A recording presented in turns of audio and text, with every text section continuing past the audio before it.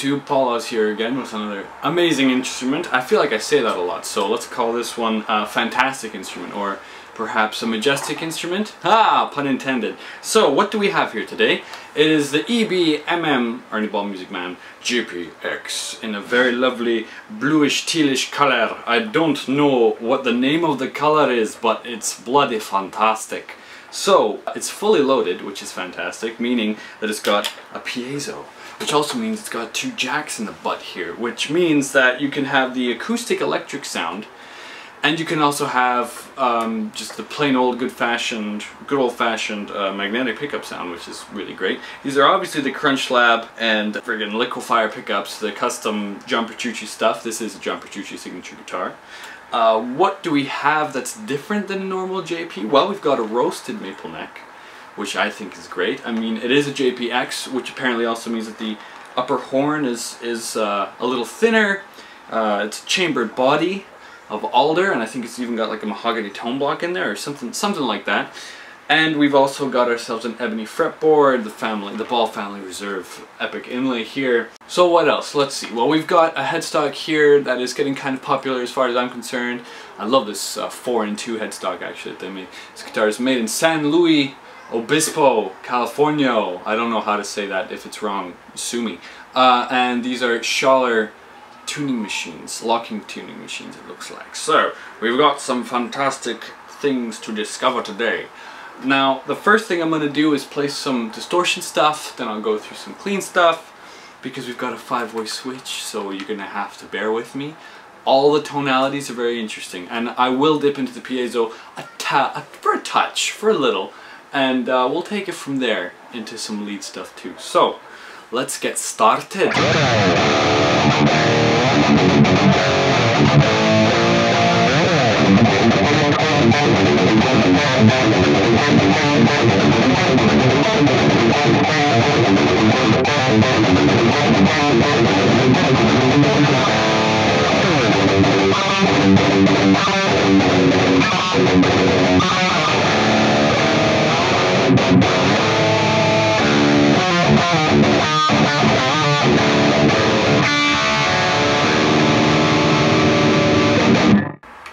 So for distortion stuff, it's quite majestic. Again, pun intended. I really like the way that the guitar sounds, and that's probably because it's chambered for some better resonances.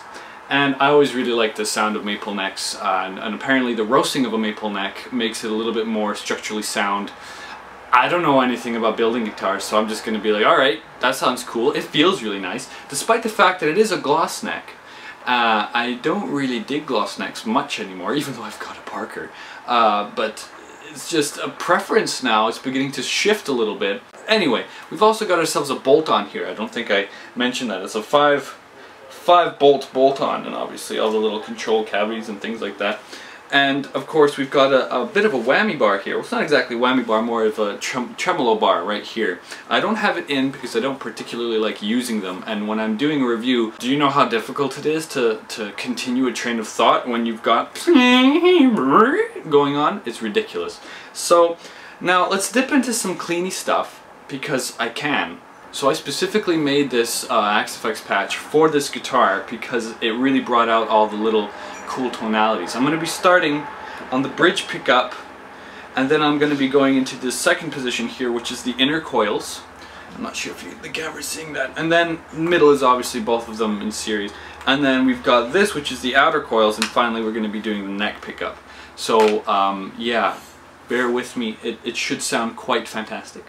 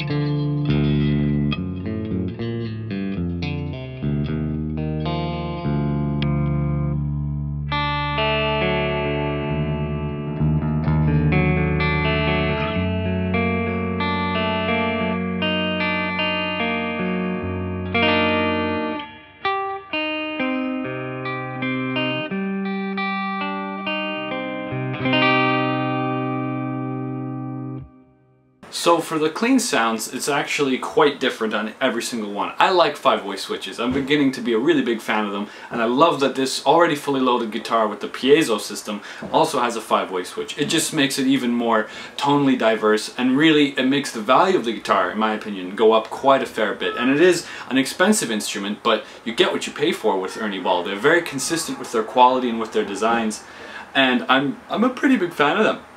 I've been trying to get one of these to review for a millennia, and well, so thank you to Mr. Atlantis for lending me this. And to continue now, I'm going to try out mixing the magnetic with the Piezo, and it's going to be on the neck pickup because I prefer that sound the most out of all the different cleans in terms of the magnetic stuff. That's just me. So let's have a little bit of a sample.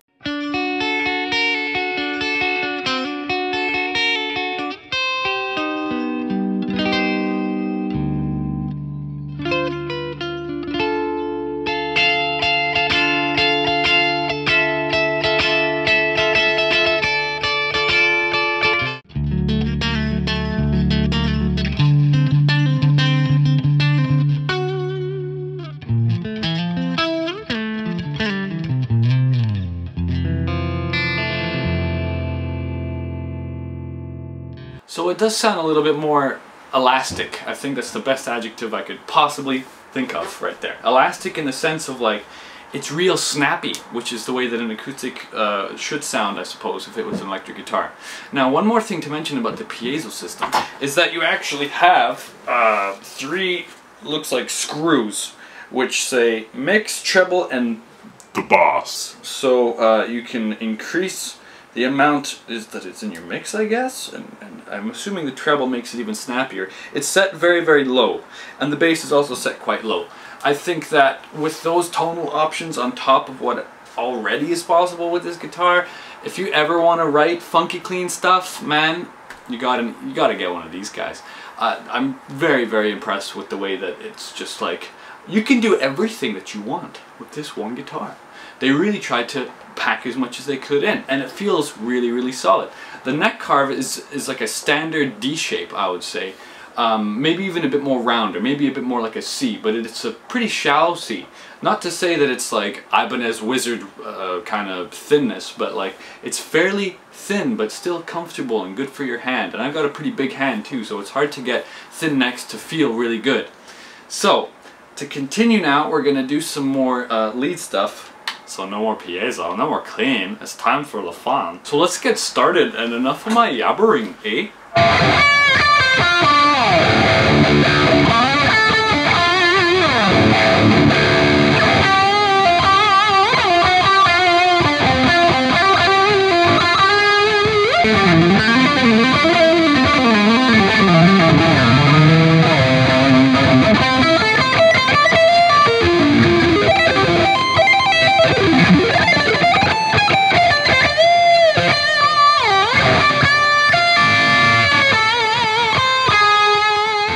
So it sounds pretty great, I think. I think it's a really diverse instrument, lots of great tonalities coming out of it. I really like lead on this guitar. It sounds like a lead friggin' guitar. I mean, it also has those proggy elements. For example,